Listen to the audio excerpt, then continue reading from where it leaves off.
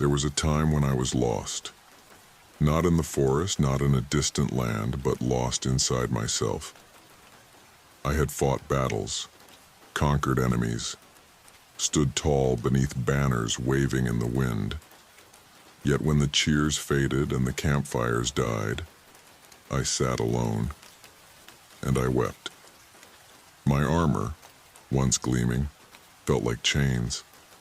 My sword, an extension of my hand, now trembled in my grasp.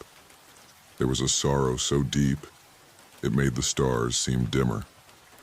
I tell you this not as a tale of defeat, but as a candle in your darkness. If you are sad, truly sad, know this: you are not alone. And more than that, you are not made for sorrow. You are made for something greater.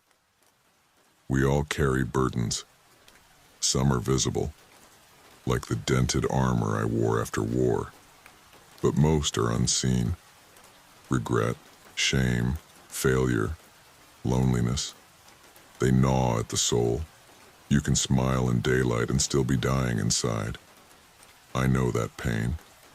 I once rode into a village that had been ravaged by famine. I gave them food. I gave them a coin.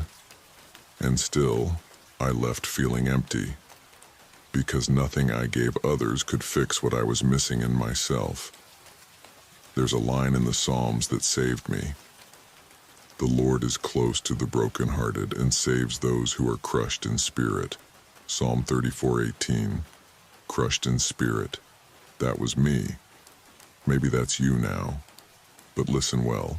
Being broken is not the end. Sometimes it's the beginning of everything.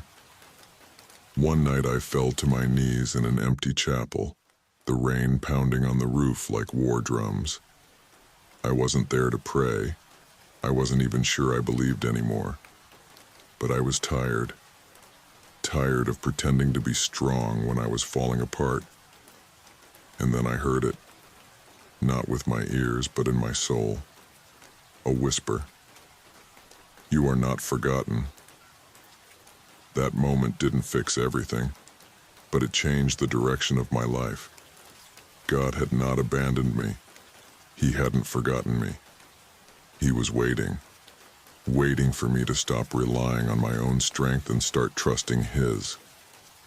You see, purpose doesn't always come in the form of glory or fame.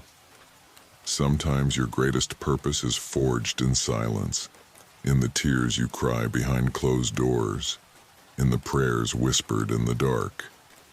Like David before he became king, like Joseph in the pit, like Jesus in Gethsemane.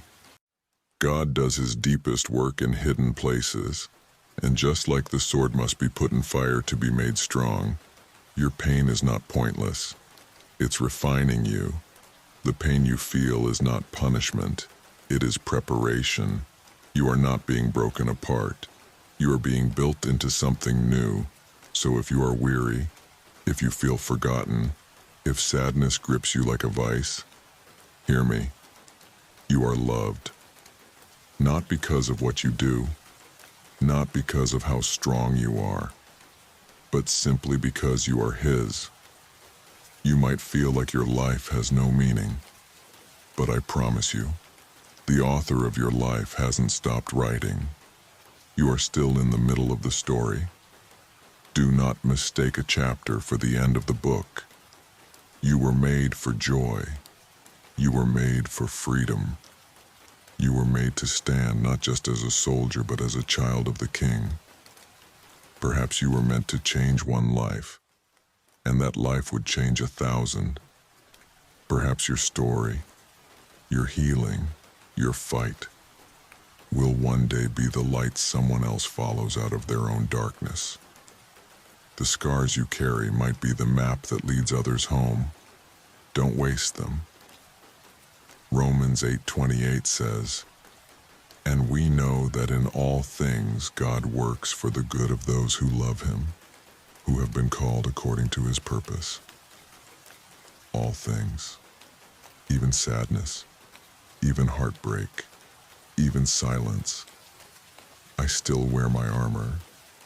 but I wear it differently now. I know that my strength doesn't come from the steel, but from the spirit. That the battles I face today are not just for survival, but for testimony. That every breath is a gift, and every tear I once cried waters the roots of something growing in me now. I walk with purpose. I ride with hope. I live for more than the next fight. To you, brave soul, I say, don't be sad. You're not finished. You are still breathing. That means God is still working. You have a greater purpose than you think. Stand, even if your knees shake. Pray, even if your voice trembles. Fight, even if your hands are tired. Because the King you serve has already overcome the world, and so will you. Hope you enjoyed the video, and as always, thanks for watching.